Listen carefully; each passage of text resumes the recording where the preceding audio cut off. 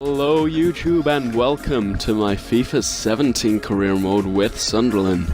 As you can see, we get into the first episode here by just choosing the manager that we are going to be controlling for this career mode. As you can see, we set the name to Cosmic Winter, which is obviously the name of the channel, and the nationality to the United States. As you can see, we've picked that manager. I do believe that most people pick a younger manager, so I picked the one to the left of him. As you can see, I've put it on world class here and disabled the first transfer window, just as I had in the whole career mode in FIFA 16. As you can see, we downloaded the latest squads. Total club management is the thing that pops up first, and you can see the Stadium of Light with the lovely pink seats in the background of that picture. So, like you could see, I did put it as world class, but I am not going to play on world class. I changed it to legendary as soon as I got into the first game, so before we came up against Manchester City. As you can see, here are the objectives. They want us to sign a youth player and play him in at least 5 games. They want us to sell out 85% of the capacity in at least 5 games, I believe. They want us to end the season with an £85 million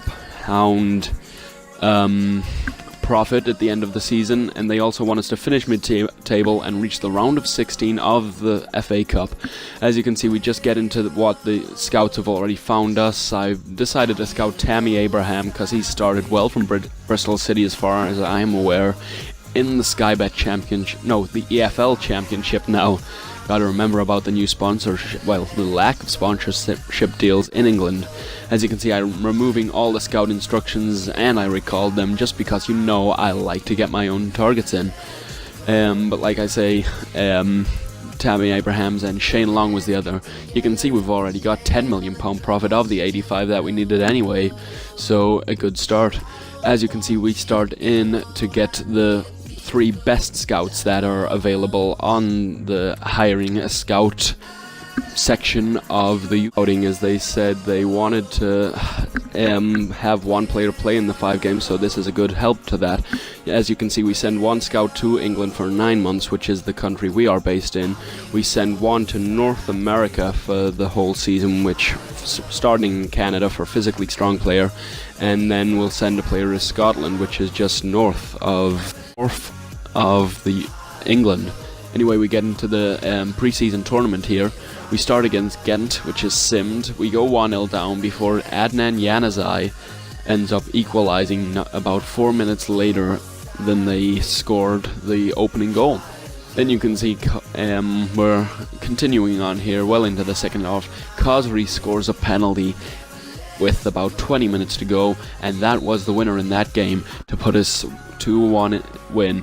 Then in the next game, Khosri started and scored a penalty once again. So 2 games in a row, Wahbi Khosri is scoring a penalty. They do equalize about half an hour into the game. As you can see, we make a few substitutes. Patrick van Aanholt scores not long after the half-time. They do equalize with a penalty before Fabio Borini puts us into the lead for the 3rd time, and that is the final whistle. And now into the final preseason game. Once again, a few changes, and Sebastian Larsson scores in the 12th minute to put us 1-0 ahead. Then Jermaine Defoe doubles the lead just 10 minutes before the half-time mark, and a good 2-0 lead. Usually that is enough to win a game on FIFA when simming. I don't know about FIFA 17 if they've changed that. You can see Bologna do pull one back before Khosri does score his 3rd game running, but this time not from the penalty spot. We get into the semi-final here, which is against Bordeaux, or Girondins as they are called on here, I believe. Anyway, Anichebe put us into the lead after 18 minutes, and that was the score at halftime. Then you can see Sebastian Larsson, we got another penalty. This time Khosri didn't take, but Larsson did, and he scored to put us into the final as we win 2-0. Anichebe did pick up an injury, but he was only out 3 days, so he would only miss this game. Anyway, this is the final. Jack Rodwell puts us into the lead early on before they equalize, before Jermaine Defoe, not long before halftime, puts us 2-1 into the lead. the same score we beat them by in the first game of the pre-season tournament. But you can see Jack Rodwell actually scores his second goal with about 20 minutes to go. But in the 89th minute, Adnan Januzaj picks up an injury. And as you can see here, we have gotten some tournament prize money, and Januzaj will be out for 3 weeks. So he will be back in time actually to play against Manchester City, the first game of the season. Anyway, you can see we get into it here and we advance onto the first day of August, the month that the Premier League season starts, and we get our Scout Future Star in, who is looking decent, Danny Barrera, 54 overall already, 15-year-old central midfielder. He's 73 to 94 potential. Anyway, these are the scout reports we get in. No one really from Scotland. Then we go in to Canada. We get this player who looks decent. He doesn't look. The next two don't look too good though, so we decline them. So we have signed one player from Canada. Then finally, from England, we do sign 2 players, I believe. Actually, no, 3. So a good scouting report from England, which is the country we're based in. But like with the Hull career mode from last year, we will finish with a squad report.